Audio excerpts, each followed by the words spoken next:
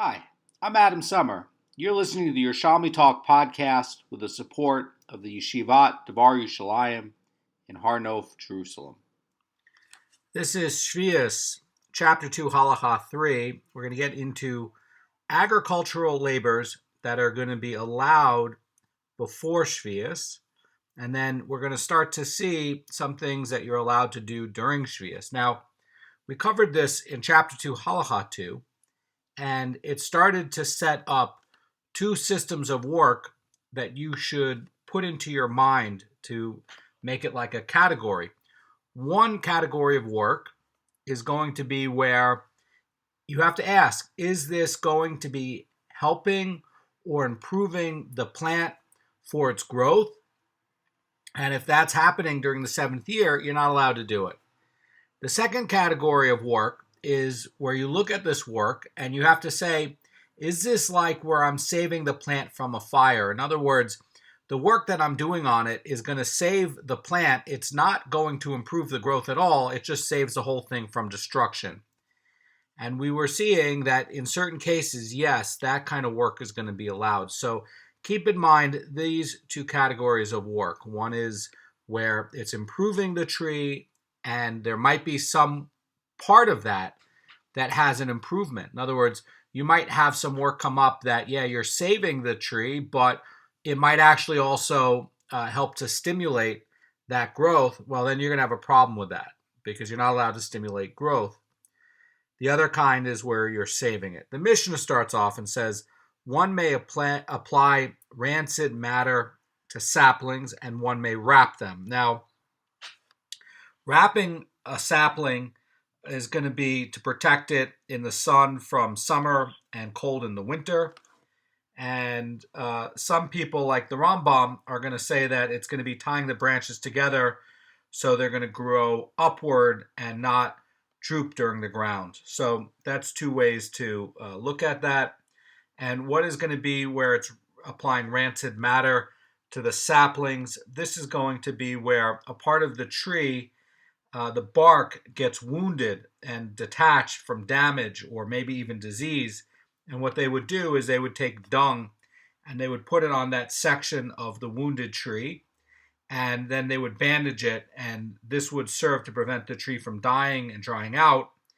And also what would happen is they would take this procedure where they would smear bad smelling substances to try to repel worms from coming onto the tree. That's what the Rambam says in his commentary in Hilchos Shemitah 1.5. So this rancid matter is going to be either to create like a bandage for the tree, or it's going to be to repel worms. I don't think they contradict each other. And the Mishnah is going to continue. It's going to say, put ash on them. This is on the saplings. Make shelters for them and water them until Rosh Hashanah of the seventh year. Now, what is putting on ash? This is going to be where they're covering the roots that became exposed, and adding ash is going to be to help to fertilize it and also to help to slow down any evaporation. And the Rosh and the Rosh actually have a different reading of this where they're saying putting ash on it. They're saying that it means to snip off tips of the branches, and this is done to direct more of the sap toward the fruit. So that could be probably either way. Both kinds of works would be done anyway. The Rambam says about making shelters for them that these shelters would provide shade for the tree, and the idea was to shield the tree from extreme weather conditions. And we see that today. If you drive around Israel, you'll see that they have covered trees. They take this sort of cloth and they'll cover groves all the time to help sometimes the summers in Israel get very intense. So it's to protect some of the more fragile trees so that they can have productivity. So they've been doing it then, they're doing it now. And of course, to water them, once Sheviis begins, watering in a field of trees is not allowed. And rabbinically, it's going to be a subcategory of planting. And once you have the um, the issue where, well, what about the tree that I need to put some water on the tree on the seventh year to help it for the tree's survival, then that's going to be another story.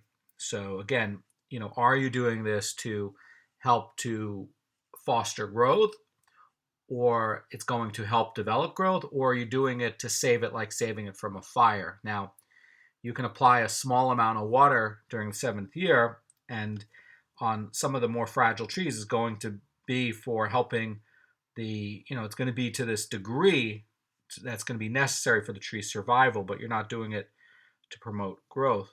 And again, the issue is going to be where you're doing it at this level where you're trying to do it to survive and not overwater it, where you're causing it to have a beneficial thing. And basically here, the idea is that until Rosh Hashanah, one may water his trees as usual. But again, you're going to see that this is going to be something a little bit different when you're watering a tree during the seventh year. And the Mishnah continues, says, Rabbi Lazar, the son of Rabbi Tzadok, says he may even water the branches during Sheviis, allowing the water to drip down to the roots. However, he may not water the base of the tree during Sheviis. So Rabbi Lazar, the son of Rabbi Tzadok, is going to disagree with the Tanakama, and he's not going to allow watering in a field of trees beyond Rosh Hashanah, but he's going to allow watering in a field of trees even during Sheviis, provided that the method of watering is changed from the way it's done in ordinary years. And so what he's proposing is that you're pouring water, you're not pouring water at the roots, you're pouring it on the branches and you're allowing it to drip down to the ground. And the obvious thing here is before Sheviis, you don't need to, you can do it regular. You don't need to do some sort of end around. This is what the Mishnah is saying. Now, one of the things to keep in mind is that you have here in this Mishnah 5 procedures, and these are rabbinically forbidden during Sheviis, and they're therefore permitted in the period before Sheviis. And the Mishnah's reference to saplings is not intended to exclude mature trees. It is simply that the procedures listed here were generally employed for younger trees, which need more care than older trees. And the Mishnah is reflecting common practice, and if necessary, some of the procedures may be employed even for mature trees until Rosh Hashanah. Now, there's going to be some idea that you can treat the field of saplings a little bit more leniently with regard to plowing than it does a field of mature trees. And some of the Rishonim are contending that the Mishnah permits the mentioned activities throughout the 6 years only in the case regarding saplings, but with regard to mature trees, these activities would end as of Shavuot. So that's another question. Now, the Mishnah is going to continue, and it's going to say that one may smear oil on unripe figs and pierce them until Rosh Hashanah. However, regarding unripe figs of the year before Sheviis that will enter the Sheviis year, and unripe figs of the Sheviis year that will remained to the year following Sheviis, one may not smear them or pierce them. So the idea here is, why are they smearing oil on unripe figs and piercing them? And this is where they're trying to accelerate the growth of it. And so they would put a little bit of oil on it while it was still on the tree. And sometimes what would happen is they would take the oil would be on into the unripe fig, and they would put a little bit of wood coated with the oil, and they make a hole in the fig and drip the oil into it. And this would accelerate the growth. And by the way, you should know that I was looking about figs, and this technique of trying to use oil with the figs is still used today. And you can see in farming things, it's called olefication for figs. And what happens is the oil releases some sort of gas. It's ethylene gas from the fig, and that is going to catalyze the ripening process. So the oiling of the figs, you have to see it as being rabbinically forbidden during Sheviis, because it's a subcategory of planting. And this is something where you're stimulating the fruit's development, so it's really like planting. And the Mishnah is teaching that before Rosh Hashanah, the oiling is going to be allowed for these figs that will ripen before the beginning of the Sheviis, since they are going to be the 6th year's produce in every way, right? So you really have in this Mishnah, it lays it out into 3 categories. You have figs that are going to be ripe before the Sheviis year starts, and for this, there's no problem. Then you're going to have figs that, in the second category, that started in the 6th year, but they're going to ripen and be picked in the 7th year. And then you have the third category, which is you're going to have figs that bloomed, blossomed, and started to grow in the 7th year, and they're only going to be ready in the 8th year. And this is a theme that's going to come up again and again and again in this Masechet. You have these really 4 categories. You have the crop that is going to be ready, start and grow in the 8th year. You have the crop that's going to start and be ready in the 6th year. And then you're going to have this other category, which is going to start in the 6th year and be ready in the 7th year. And the last category is going to be where it starts in the 7th year and it's picked in the 8th year. Now, the figs growing in the 6th year, where they're trying to oil and they're trying to ripen, okay, and it's not going to ripen before the Sheviis begins, these are going to be treated more stringently than figs that would ripen in the 6th year. And that's why, it's saying which entered the Sheviis, and it's using it in the past tense. Now, the Rosh points out in his great commentary in the Mishnah, he has just great commentaries on all the Mishnahs. But anyway, the Rosh is pointing out that it would be unnecessary for the Mishnah to state that oiling figs during the Sheviis is prohibited, for this is implicit in the Mishnah's first ruling that oiling the 6 year's figs is allowed only until Rosh Hashanah. Rather, what the Rosh is saying is that the Mishnah must be referring to these 6th year's figs that are very immature and they're not going to ripen until the 7th year is already started. And this Mishnah is trying to teach, according to the Rosh, that they may not be oiled even before Rosh Hashanah. So that's going to be an idea. Now, what about, trying to oil up the 6-year figs and, they're not going to ripen until after Rosh Hashanah? Basically what this is saying, it's also forbidden to oil in the 8th year those unripe figs that began growing during the Sheviis year. So when you're seeing that something that's entering or leaving the 7th year, there's still going to be stringencies attached to it. Now, figs that were growing in the 6th year, even if they will only ripen in the 7th year, are still considered 6th year's produce. They do not have any kind of sanctity from Sheviis. But the Tanakhama are permitting oiling only for the 6-year figs that ripen before Rosh Hashanah and not those that ripen in the 7th year.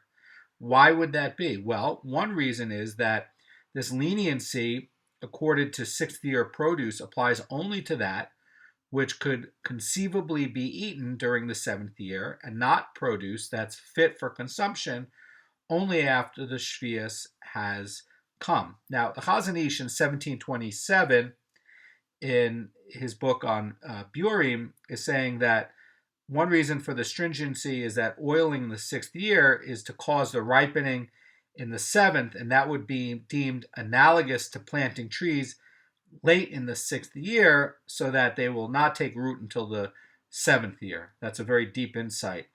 Now, what about the last category here? We have figs that grew in the 7th year. Well, they have sanctity, and they're considered to be Sheviis produce. Yes, you're picking them on the 8th year, but they started during the 7th year. So the oiling of these figs is going to be prohibited according to this Tana, because he's holding that this activity is going to be forbidden during Sheviis, and it may not be performed for the benefit of Sheviis produce even after the 7th year. And also that gets echoed by the Chazan Ish and the Rosh. So why is it, again, just to recap, why is it that you can do this before Rosh Hashanah on sixth year produce that you're going to eat on the sixth year. Well, you're going to eat it on the sixth year. What's the problem with it growing on the sixth year and then you're picking it on the seventh year? Chazan Ish points out it's like you're planting because it's getting it ready to be consumed, and it's creating this generative activity that is promoting its growth. So that's the problem there. And yeah, even though this fruit's not going to have any sanctity, you're promoting the growth of it in the seventh year. That's the problem. Now, this tolda is a little bit different for the reason on this last case where it starts to grow, it buds and blooms and grows in the seventh year, so it has the Sheviis sanctity, and now you're picking it on the eighth year. What's the problem? Well, this is a little bit different now because you're doing activity that you're doing activity now on Sheviis. It's prohibited activity. So in the other case, you're doing something that's going to be akin to planting late in the season because it's like, oh, well, the roots didn't take root yet until Sheviis, okay? This is going to be different where it didn't ripen until the eighth year because this is going to be forbidden during Sheviis because it's going to benefit Sheviis produce. And yeah, even though it's going to benefit after the seventh year, it's still benefiting Sheviis produce. You're not allowed to benefit Sheviis produce. So the reason why behind this case number 2 of going into the Sheviis is a little bit different than the reason for the stuff that blooms and then is ripened after. So you got to keep that clear in your mind that these two reasons are not necessarily going to be analogous. And the reason, again, the problem of doing this produce that starts to grow on the Sheviis and that's going to be harvested in the eighth year, which does have Sheviis sanctity, is that you're performing work for the benefit of Sheviis produce, and that itself is going to be a problem. Now, this is the case with the figs, and Rabbi Yehuda says in the Mishnah that in a place where they are accustomed to smearing, one may not smear because it is considered work, and in a place where they are not accustomed to smearing, one may smear because it is not considered work. And the idea here is that Rabbi Yehuda is saying that in the case of a sixth year fig that's going to ripen during the seventh year, about which the Tanna Kama stated without specification that the oiling is prohibited, Rabbi Yehuda is arguing that oiling such figs is prohibited only where this type of work is standard and it would be perceived as work. But in a place where it's not common to people to oil figs, this would not be considered as working a tree. But Rabbi Yehuda does agree that one may not oil in the eighth year figs that grew in the seventh year. Everybody agrees on that because, again, the rationale behind things that started to grow in the seventh year and then are only ready for picking in the eighth year is going to be different than things that are growing in the sixth year and are going to be plucked in the seventh year. So the rationale is always going to be different on that. Mishnah continues and says, Rabbi Shimon allows one to perform work after Sheviis for a tree laden with Sheviis fruit, since one is prohibited to work trees during the year following Sheviis. So this is a wrinkle, and let's look at the Rosh to help explain it. The Rosh is saying that Rabbi Shimon refers to a tree in the eighth year which carries fruit grown during the seventh year, and this fruit, says the Rosh, trying to explain Rabbi Shimon's view, having grown during the Sheviis, is classified as Sheviis produce, and it will be subject to all the laws that deal with this kind of produce, and by the way, it will have sanctity. And Rabbi Shimon states that in the eighth year, the tree may be worked as usual, even though the fruit on this tree possesses Sheviis sanctity. Now, keep in mind, this is in contrast to the Tanna Kama, who's the opinion that one may not perform work on the eighth year for a tree laden with Sheviis produce. And again, the reason why is going to be that you're going to be benefiting the Sheviis produce. That's going to be the issue. Now, the Chazan Ish in 2118 is suggesting that the dispute is related only to work on the fruit, and the Tanna Kama agrees that work of the tree may be permitted. Now, The Vilna Goan has a little bit different opinion than the Rosh on this point, and the Vilna Goan says that Rabbi Shimon's allowance for performance of work of the tree was meant literally and does not include oiling the fruit. In other words, that there's a fine point here. Rabbi Shimon may not actually even be disagreeing, says the Vilna Gaon, and that the point is that you can do work on the tree, but on the fruit you can't. That's the Vilna Gaon's reading of this Mishnah. Now, the Gemara is going to start off, and we're talking about where, we're talking about applying rancid matter to the saplings until Rosh Hashanah. And the Gemara is holding that this Mishnah is trying to show that it's evident that one may not apply rancid matter once Sheviis has begun. And the Gemara is going to hold that this is not unanimously held. So the Gemara reads that our Mishnah, which allows the application of rancid matter only until Rosh Hashanah, represents the opinion of Rebbe, who was the redactor of the Mishnah. And according to the rabbis, however, this activity is permitted even during Sheviis, as stated in the following brisa. One may apply rancid matter to saplings and deworm them even during the Sheviis year, but not during Chol HaMoed. And both here and here, during Sheviis as well as during Chol HaMoed, one may not crop branches. However, one may not fully deworm trees during Chol HaMoed. He may take off those worms that he sees. So the idea here, says Amara Fulda, is that one may not cut branches to stimulate the growth of multiple shoots from the exposed surface, and this activity, unlike the previous two, serves to promote new growth, and therefore you're not allowed to do it during Sheviis. And these prohibitions are, going to be enforced during Sheviis and Chol HaMoed, and they're going to be very different in their nature. Regarding Sheviis, anything that's considered working the land is not allowed. And we have a thing that, hey, if it stimulates growth, that's going to be deemed working the land. You're not allowed to do it. But again, two categories. What about saving trees, like saving a tree from a fire? That is going to be allowed. Now, in Chol HaMoed, that's going to be a little bit different, because during this period where one is required to not work, any labor that requires any kind of exertion, regardless of whether it's what it's intended to accomplish, is forbidden. So although the labors mentioned here are performed to preserve the health of the tree, the fact that they require exertion is going to make it forbidden. Okay, but again, if it's being done to promote the growth of the tree, then it's going to be a problem during the 7th year. If it's being done to save the tree and it's not promoting the growth, then it's going to be another case. So again, you have to divide this up into two different categories in your mind. And you have to look at it and say, is this helping the tree to promote it? Or is this a case where it's like saving it from a fire? And that means that if part of the work is going to be promoting the growth, then you're going to have an issue on it. So we learned here that the rabbis allow the application of rancid matter to a tree during Sheviis, and the Gemara is going to wonder why they were not also lenient with regards to construction of a shelter. What's going to be different with regards to the shelter? Now, I can understand deworming, because if you have a lot of worms on the tree, it's going to eat up the tree, destroy the health of the tree.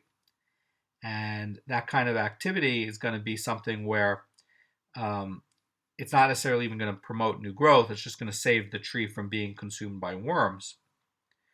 And so I can understand why that would be. That would fit into that category. But what is going to make a shelter different? What's different with a shelter? Rabbi Yosef says in this Gemara, Rav Avuna asked, what is the difference between applying rancid matter to a tree, which the rabbis allow even during Sheviis, and making a shelter for it, which the Mishnah permits only until Rosh Hashanah? Now, it would seem that these are going to be alike, okay? Both are going to be used to maintain the tree's health, and it's going to be done where it's improving the tree's health rather than improving the growth, okay? And also, if you're going to look at the case of applying rancid matter in terms of the tree being wounded and the bark is off and it might be susceptible to disease, or you're trying to repair part of the trunk of the tree from disease, well, that's like saving it. It's not just a case of applying this rancid matter to get rid of worms. which will also destroy a tree. What's the difference? Like, why is it that the shelter would be like it's improving growth? Because you could look at this work and say, well, it's maintaining the health, but is it also improving the growth? Gemara is going to answer. It's going to say, applying rancid material to a tree is merely like appointing a guard to protect it from becoming ruined, and that is allowed during Sheviis.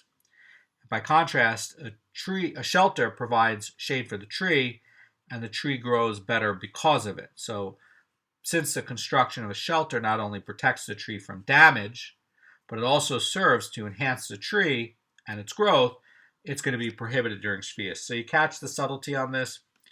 In the case of putting on this rancid matter during the 7th year, where the tree has a wound from disease or is susceptible to worms, this is not improving the growth of the tree. This is only saving it, okay?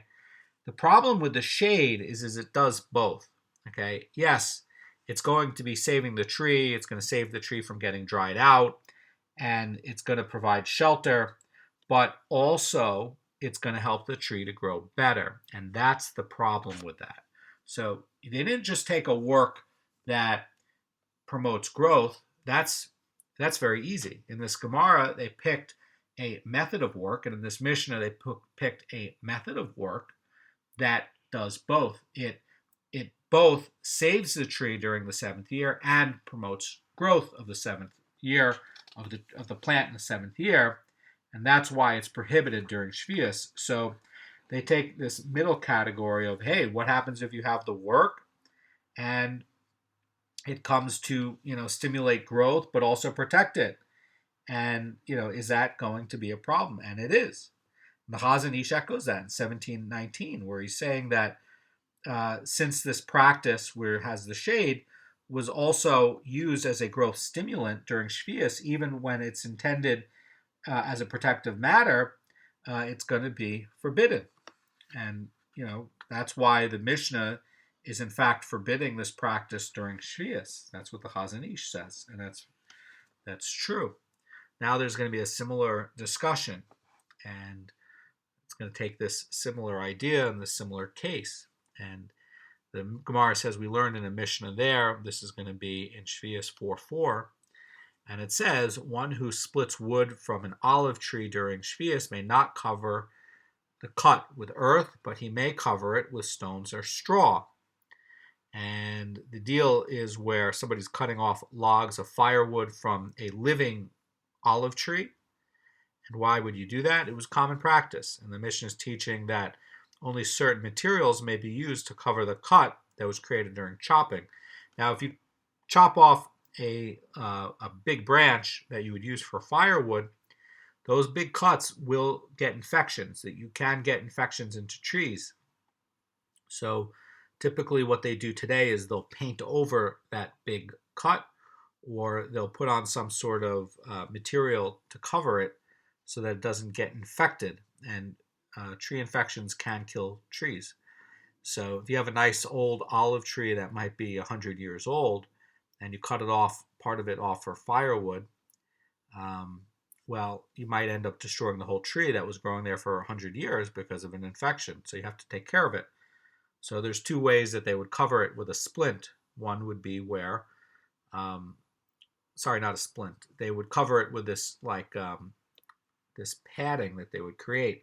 Either they would cover the cut with earth, or they would cover it with stones and straw. So the Gemara is going to look at the reasoning behind this, and Rabbi Yonah says, Rabbi Avuna inquired, what is the difference between covering the cut with straw, which the Mishnah allows in 4:4, and covering it with earth, which the Mishnah prohibits?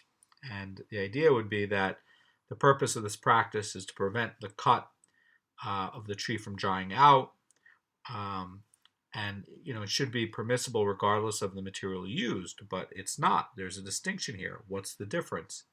The Gemara is going to answer. It's going to say, covering the cut with straw and stones is merely like appointing a guard to protect the tree from harm, and therefore permitted during Sheviis. So it would cover this cut, and it would also help the tree from drying out.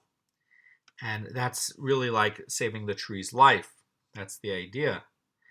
And the Gemara continues and says, when one applies earth, however, it produces mud for the tree, and the tree grows better because of it. Why would that be? Because it's a stimulant of the tree's development, and this practice is prohibited.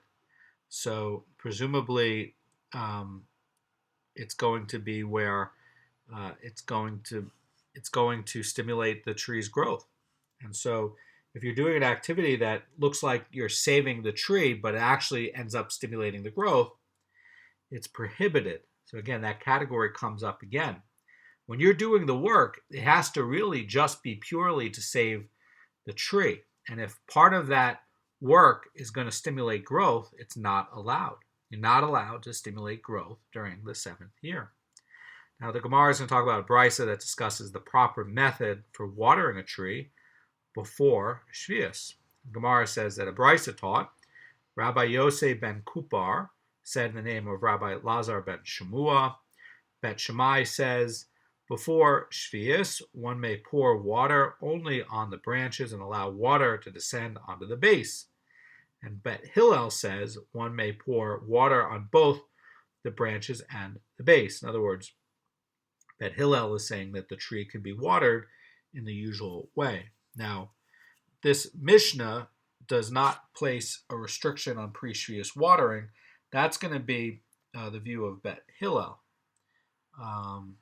So it's interesting that in one opinion there, the opinion of Bet Shammai was shared in the Mishnah, where it says that you can only water the branches. And why would it be? Well, you're doing it in a sort of back of the hand way, where it's not really a normal way to do it. So the Gemara now is going to talk about the custom of various Amoraim regarding how they watered trees during the 7th year itself. And the Gemara says the members of Rabbi Yanai's household would water trees during Sheviis using a basket. And the idea with this basket, says Amara Fulda, is that they would spill water into a wicker basket, so the liquid would be dispersed to all parts of the tree, the branches, the leaves, the base.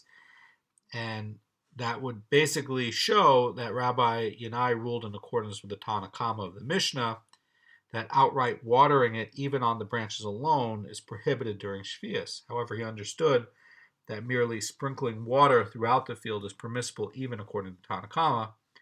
The members of Rabbi Yanai's household would utilize baskets as a way to lightly distribute the water where it was needed. That's the idea. The Gemara continues, says, Rabbi Yaakov bar Zavdi said Rav Yitzchak bar Tavli would water trees during Sheviis using a basket, and Rabbi Chia bar Ba said Rabbi Yudan bar Giria would water trees during Sheviis using a basket and then hoe around the tree's roots so they would properly absorb the water.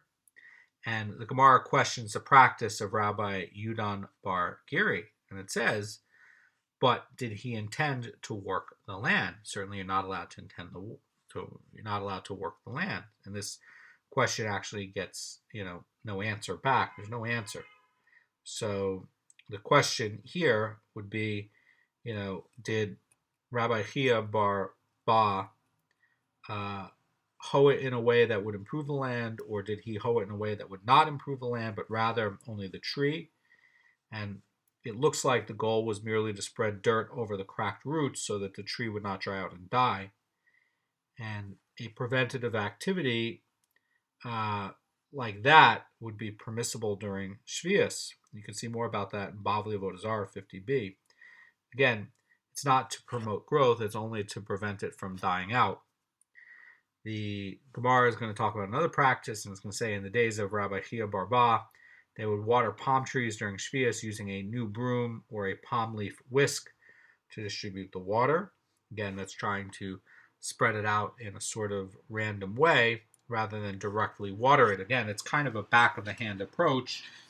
And the Mishnah stated about the smearing of oil and about smearing the oil on the unripe figs, piercing them until Rosh Hashanah. And we see here, regarding unripe figs of the year before Sheviis that will enter the Sheviis year, those of the Sheviis year that remain on the year following, one may not smear or pierce them.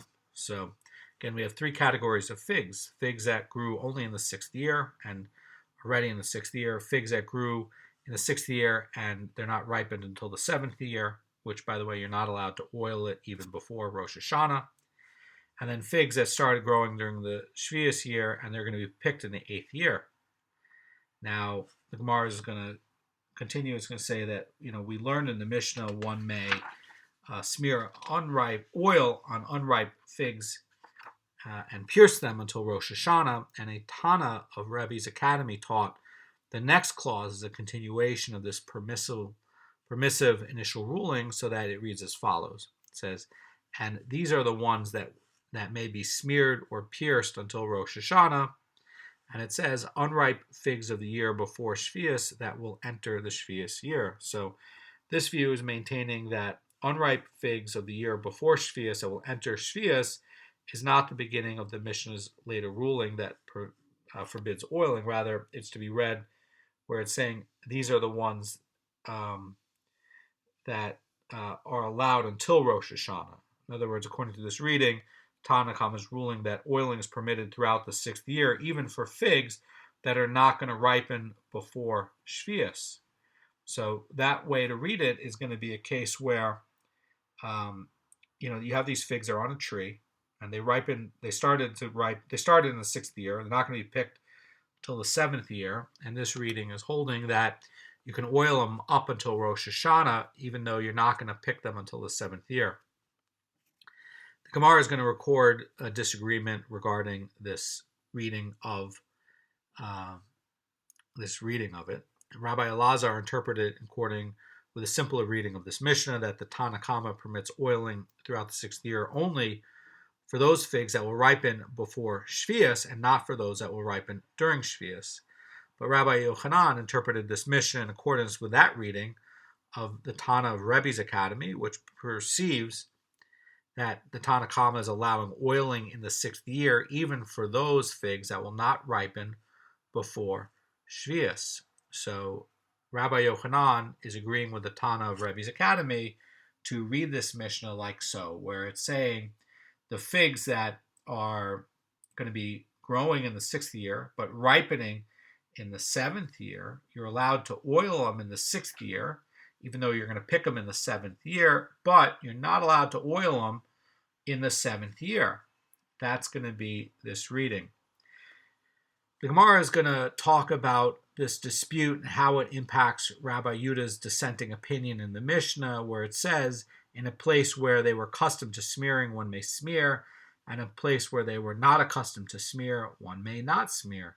And the Gemara says, according to Rabbi Lazar, who maintains that the Tana Kama prohibits the oiling of the 6th year's figs that will not ripen before Rosh Hashanah, Rabbi Yudah comes only to express a leniency that it is permissible in places where the oiling of figs is not standard. And according to Rabbi Yochanan, in this Gemara, who holds that the Tana Kama permit the oiling of 6th year's figs that will not ripen before Rosh Hashanah, Rabbi Yudah comes only to express a stringency that is forbidden in places where it is customary to oil figs. So the idea here is that, according to the Rosh, that Rabbi Yochanan is following the reading by the Tanaim of Rebbe's Academy and understanding the Tana Kama as permitting the oiling of 6th year figs that will not ripen before Rosh Hashanah on the 6th year, and they'll be ripening in the 7th year. And so Rabbi Yudah is introducing a stringency that in areas where oiling figs is allowed, one may not implement this procedure even before Sheviis, except for those figs that are expected to ripen during the 6th year. In other words, Rabbi Yudah is holding that, like this first reading of the Mishnah, that if you have a 6th year fig that's going to grow in the 6th year and be ripe and picked in the 6th year, everybody doesn't have a problem with it. There's no issue with that. The only issue here is, what do we do with a fig that starts to grow in the 6th year and it's not ripe until the 7th year? That's where the problem begins. So The opinion of Rabbi Yochanan is that you're allowed to oil that fig up until Rosh Hashanah, even though it will be picked in the 7th year. And everybody agrees that nobody's allowed to oil figs during the 7th year. Now, Rabbi Yehuda comes, and he's coming with a stringency. And that's saying that if you have a place where it's not usual to oil figs at all, then you can go ahead and do that in the 6th year up until Rosh Hashanah. There's no problem to do it because it's not a normal thing in this area anyway. But he's saying that if it is a normal thing in this area to oil figs, that you're not allowed to oil the figs in the 6th year up until Rosh Hashanah, and certainly not allowed to oil the figs in the 7th year at all. And why would that be? The argument's going to be whether it's going to be enhancing the tree's fruit, and is enhancing the tree's fruit going to be equivalent to working the tree itself? That's going to be the issue. In other words, the concern about oiling unripe figs during the Sheviis year proper would be, that you can be enhancing the tree's fruit, and that's going to be the problem. In other words, that the fruit's going to ripen during Sheviis, and it's going to become better, and that's what the problem is. Anyway, complicated stuff, and the stuff is very important because we want to try to do the halacha in the right way, and we want to be Jews who follow the halacha and guard the ordinances. There's a big mitzvah that you get for guarding, even in the gardening, right? But guarding the mitzvahs and guarding the ordinances. You want to guard the ordinances because that in itself is a reward. And how do you guard it? You learn about stuff like this, about what do you do about the figs that grow in the 6th year and they're going to be plucked in the 7th year. That is guarding in ordinances, and that itself is a mitzvah in the Torah, and that's why it's worthy to work on. Have a great day.